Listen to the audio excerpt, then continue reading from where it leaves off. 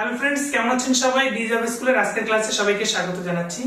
আজকে আমরা খুবই গুরুত্বপূর্ণ একটা বিষয় নিয়ে আলোচনা করব। অনেকে আমাকে রিকোয়েস্ট করেছেন যেন এই বিষয়টা নিয়ে আলোচনা করা হয় ব্যাকরণ থেকে।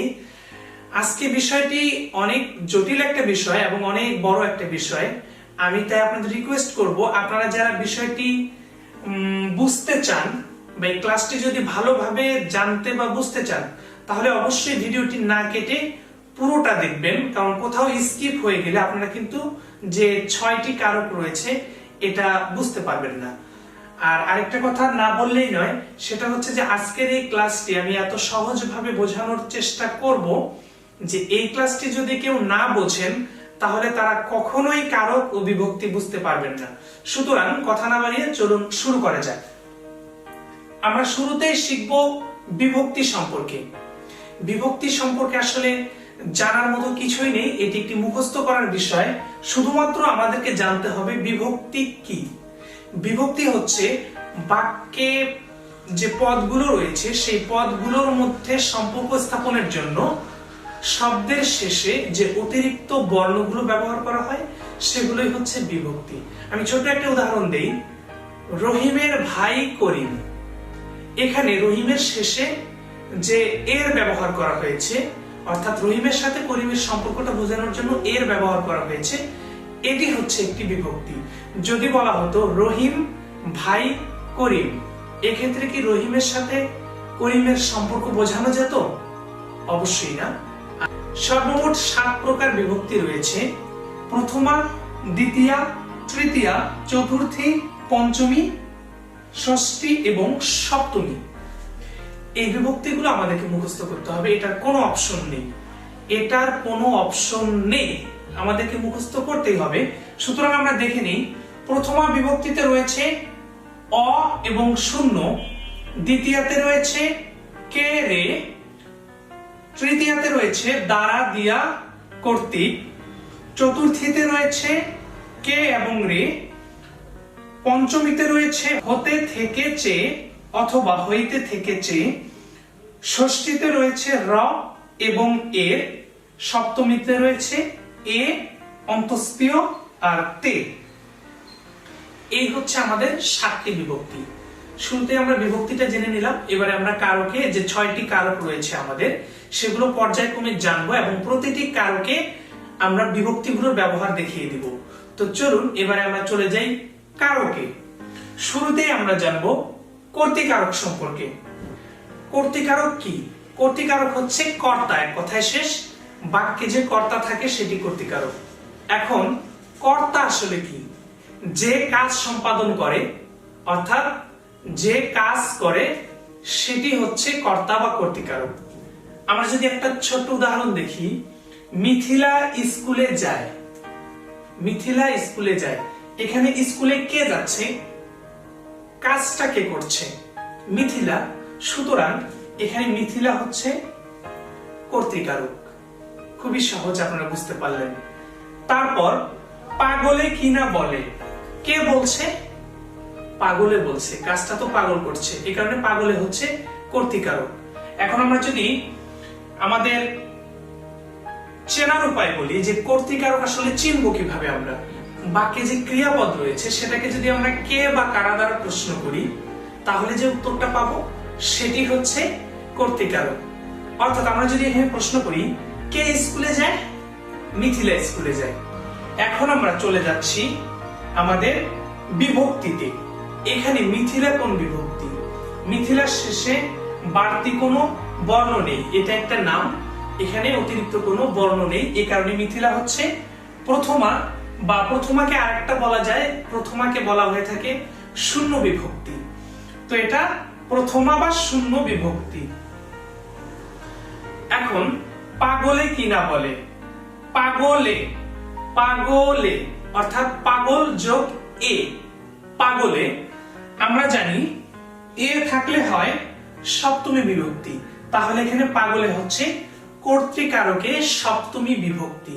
এখন আরো যে বিভক্তিগুলো রয়েছে সেগুলোর উদাহরণ যদি দেই আমরা, যে করিমকে যেতে হবে, করিমকে যেতে হবে, এক্ষেত্রে যে করিমের সাথে যে কে ব্যবহার করা হলো, এই কারণে এটি হবে দ্বিতীয় বিভক্তি।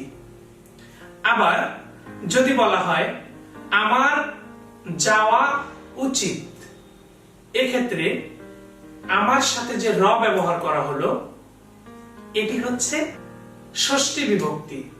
আবার যদি বলা হয় আমার দ্বারা এই কাজ হবে না, এক্ষেত্রে এই যে দ্বারা ব্যবহার করা হলো, আমরা শিখেছিলাম দ্বারা দিয়ে কর্তৃক, এগুলো হচ্ছে তৃতীয় বিভক্তি, সুতরাং এটি হচ্ছে তৃতীয় বিভক্তি কর্তৃকারকে। তো ফ্রেন্ডস, আপনারা জানলেন কর্তৃকারক কোনগুলো এবং কিভাবে আমরা চিনব। বাক্যে যে ক্রিয়াপদ রয়েছে সেটিকে যদি কে বা কারা দ্বারা প্রশ্ন করা হয় তাহলে যে উত্তর পাবো সেটি হচ্ছে কর্তৃকারক। আর বিভক্তিগুলো আমি বলেছি যে অবশ্যই মুখস্থ করতে হবে, সেগুলো আপনারা কর্তৃকারকে যে শব্দটি রয়েছে, যে কর্তা রয়েছে, সেটা শেষে যে অতিরিক্ত বর্ণ রয়েছে, বিভক্তি রয়েছে, সেগুলো দেখলে, আর এই যে এখানে যে বিভক্তিগুলো রয়েছে সেগুলো যদি আপনারা মুখস্থ করে ফেলেন তাহলে অবশ্যই দেখে ফেলে বুঝে ফেলবেন যে আসলে এটা কর্তৃকারকে কোন বিভক্তি। তো চলুন এবারে আমরা চলে যাচ্ছি কর্মকারকে। ফ্রেন্ডস, এবারে আমরা শিখবো কর্মকারক। এখানে আমরা দেখতে পাচ্ছি কর্তা যে কাজ করে বা যাকে আশ্রয় করে কাজ সম্পন্ন করে সেটি হচ্ছে কর্মকারক। আমরা যদি উদাহরণ দেখি তাহলেই বুঝতে পারবো। ছেলেটি বই পড়ে, এখানে আমরা বলেছিলাম যে যে কাজ করে, অর্থাৎ কোন কাজ করছে, এখানে বই পড়ছে, তাহলে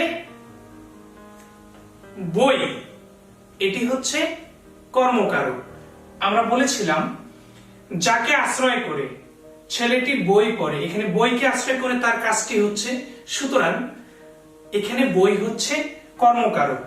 আমরা যদি আরো একটা উদাহরণ দেখি, রুম্পা টুম্পাকে মেরেছে, এখানে রুম্পা যে কাজটি করছে কাকে আশ্রয় করে, অর্থাৎ রুম্পা টুম্পাকে মারছে, এখানে টুম্পাকে আশ্রয় করেই রুম্পার কাজটি সম্পন্ন হচ্ছে, সুতরাং টুম্পাকে এটি হচ্ছে কর্মকারক। আমরা যদি আরো খুব সহজে বুঝতে চাই তাহলে যেটি করতে হবে সেটি হচ্ছে বাক্যে ক্রিয়াপদকে যদি আমরা কি বা কাকে, বাক্যে ক্রিয়াপদকে যদি আমরা কি বা কাকে দ্বারা প্রশ্ন করি তাহলে যে উত্তরটি আসবে সেটি হচ্ছে কর্মকারক। আমি আবারও বলছি, বাক্যে যে ক্রিয়াপদ রয়েছে, ছেলেটি কি পড়ে, ছেলেটি বই পড়ে, এটি কর্মকারক বের হয়ে গেল। রুম্পা কাকে মেরেছে, টুম্পাকে মেরেছে, এভাবে কর্মকারক বের হয়ে গেল। এখানে আমরা যদি বিভক্তির বিষয়টা দেখি তাহলে ছেলেটি বই পড়ে, বইয়ের সাথে যেহেতু বাড়তি আর কোনো বিভক্তি নেই, এটি হচ্ছে প্রথমা বা শূন্য বিভক্তি, অর্থাৎ এটি কর্মকারকে প্রথমা বা শূন্য বিভক্তি। রুম্পা টুম্পাকে মেরেছে, কাকে মেরেছে, টুম্পাকে, এটা টুম্পা হচ্ছে কর্মকারক, টুম্পার সাথে কে রয়েছে, আমরা কি শিখেছিলাম, কে বা রে, এটা হচ্ছে দ্বিতীয় বিভক্তি, তাহলে এখানে টুম্পাকে হচ্ছে কর্মকারকে দ্বিতীয় বিভক্তি। ফ্রেন্ডস, এবারে আমরা শিখব করণকারক। আমরা দেখতে পাচ্ছি ক্রিয়া সম্পাদনের যন্ত্র উপকরণ বা সহায়ককে করণকারক বলে, অর্থাৎ কাজ করার জন্য যে যন্ত্রের প্রয়োজন হয় বা যে উপকরণ বা সহায়কের প্রয়োজন হয় সেটি হচ্ছে করণকারক। আমরা যদি একটা উদাহরণ দেখি তাহলে বুঝতে পারবো। লাঙ্গল দিয়ে জমির চাষ হয়, এখানে জমি চাষ করা হচ্ছে কি দিয়ে, লাঙ্গল দিয়ে, সুতরাং লাঙ্গল হচ্ছে করণকারক। যেমন কলম দিয়ে লেখা হয়, আমি কলম দিয়ে লিখি, এখানে কলম এটি হচ্ছে করণকারক। যখন বল খেলে, বল করণকারক। ঠিক এরকম লাঙ্গল দিয়ে জমি চাষ করা হয়, এখানে লাঙ্গল হচ্ছে করণকারক। আমরা চেনার উপায় হচ্ছে যদি ক্রিয়াপদকে দ্বারা, দিয়া, কর্তৃক এসব শব্দ দিয়ে প্রশ্ন করা হয় তাহলে যে উত্তর পাওয়া যায় সেটি হচ্ছে করণকারক। আবার কিসের দ্বারা লেখা হয়, কলমের দ্বারা লেখা হয়, এভাবে আমরা করণকারক চিনতে পারবো। এখন আমরা যদি আরো একটা উদাহরণ দেখি, যে এ সুতায় কাপড় হয় না,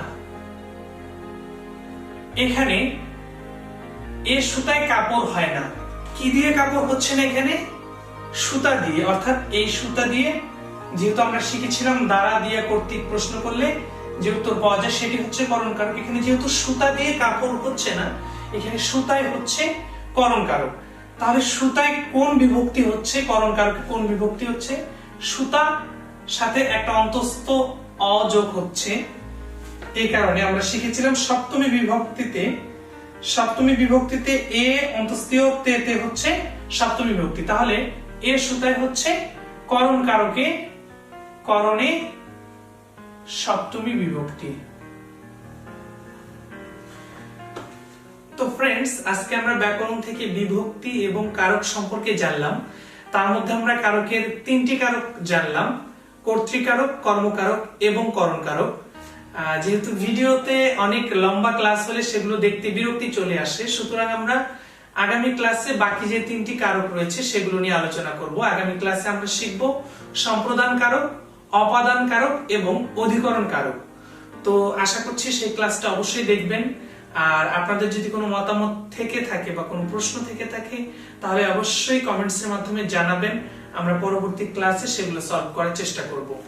আর আমাদের ভিডিওটি যদি ভালো লেগে থাকে তাহলে অবশ্যই ভিডিওতে লাইক দিবেন, কমেন্টস করবেন আর বেশি বেশি শেয়ার করে আমাদের ভিডিওটি সবার কাছে ছড়িয়ে দিবেন।